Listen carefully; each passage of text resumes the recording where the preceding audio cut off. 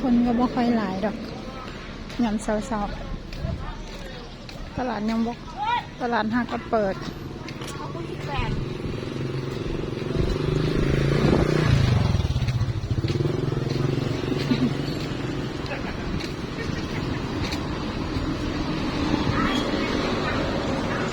หาซื้อใบเตยกับ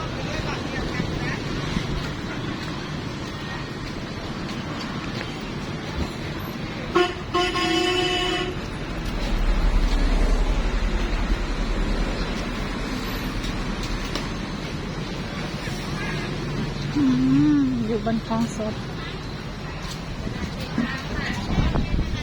โหแมงวันคือหลาย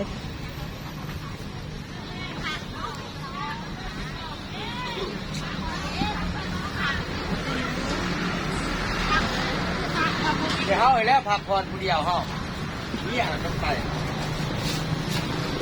เดี๋ยวไปก่อนเลยตรงนี้ไหมใบเตยเขา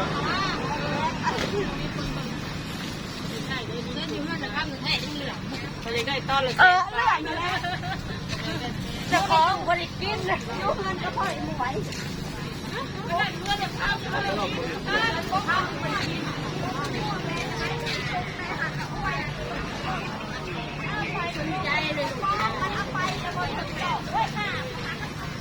มันมีใบเตย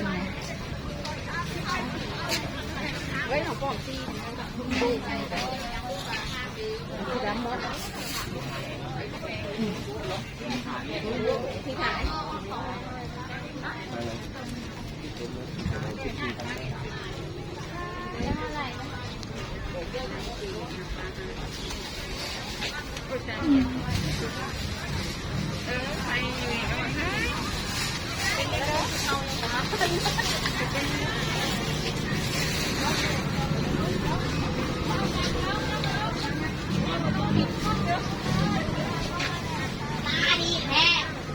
ไม่มีใบเตย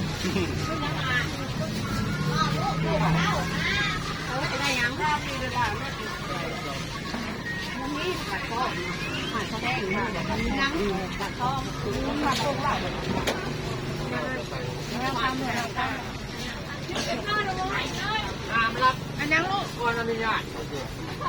สลัดบ๊อกข้าวเคียงใส่ในกองเลยลงไว้จะพ่อลงไว้กระโดดแป้งไปเด้อว่ะ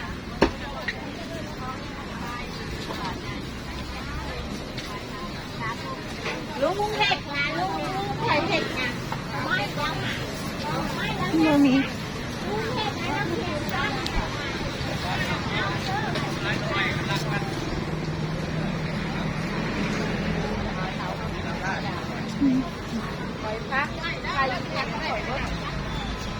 อะไรไม่ได้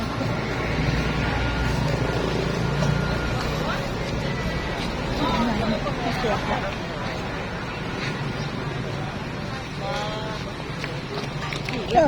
เลยเราเป็นยัง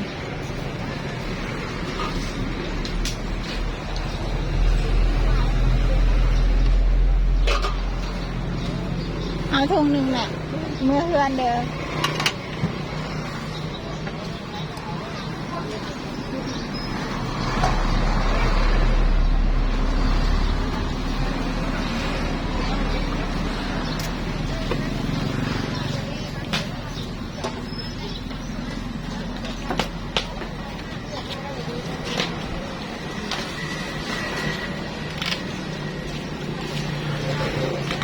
เช้าคนก็บ่ค่อยหลายกันเลยดอกฉันยำแรงแล้วคนสิหลาย